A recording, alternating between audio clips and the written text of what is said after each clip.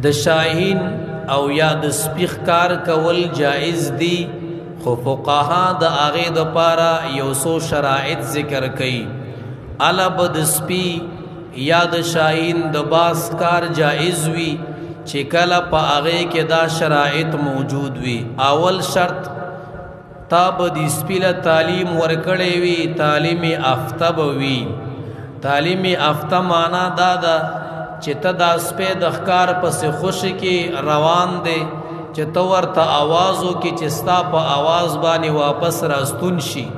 ستا خبره چې غوږونو ته ورسیږي، هغه سپی هغه شاهین باز چې تا کم د ښکار پسې خوشي کړی دی، چې هغه ستا په آواز باندې راستون شي واپس. قرآن وی وما علمتم من الجوارح، تاسو ول تعلیم ورکړی وي آموخته کړم دی د ځان سره. اول شرط د سپي یا د شاهین د باز په ښکار کې دا دی چې دا به تاسو ځان سره آموخته کړی وي، عادت کړی به مو وي، تعلیم به مو له ورکړی وي. نو کو بیا ښکار کوي حکم باد کې وایم.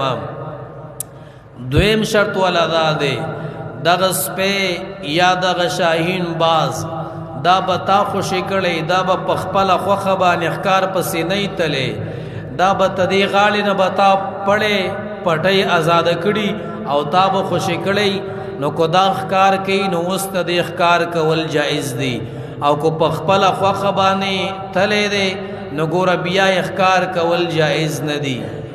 دریم شرط دغه ښکاري سپی یا دغه شاهین باز دا چې کله ښکار پسې ولېږي نو دا به د ښکار نه په خپله خوراک نه کوي، دا به ستا دپاره ساتي، تاله به یې راوړي، په خپله به ورنه خوراک نه کوي. نو بیا یې ښکار کول جایز دی. او کو په خپله باندې ورنه خوراک کوو نو بیا یې ښکار کول جایز نه دی. څلورم کله چې تا دا شاهین یا سپی خوشي کوو په دې باندې به تا بسم الله ویلی وي او بیا به دې خوشي کړی وي. کو بسم الله دې پې نه وویل همداسې دې خوشي کړی بیا یې ښکار کول جایز نه دی، ناروا دی. او کو بسم الله دې پې ویلی و نو بیا یې ښکار کول جایز دی.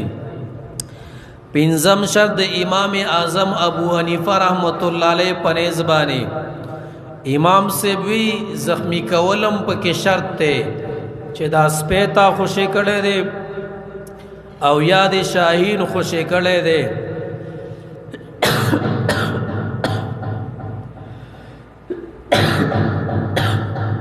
دا چې دا کم ښکار کوي نو دا به زخمی کوي.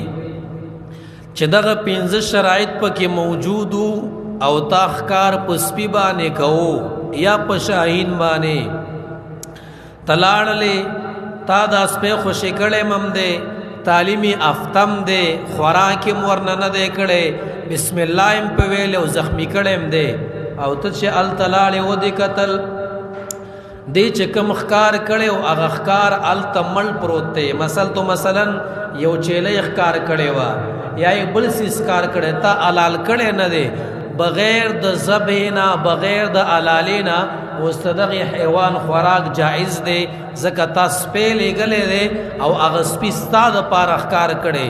کو په دغه شرایطو کې یو شرط موجود نه و نو کو به یې ښکار کړی او بیا مړ دی حلال شوی نه دی نو بیا یې ښکار کول جایز نه دی. بیا ښکار کول د هغې څیز غوښه خوړل بیا جایز نه دی. چې دغه شرایط پکې موجود وي نو بیا یې ښکارم جایز دی او بیا دا کم چې ښکار کی د هغې ښکار غوښه خوړل دا هم جایز دی. که څوک یې خوري نو خوړلی شي بیا.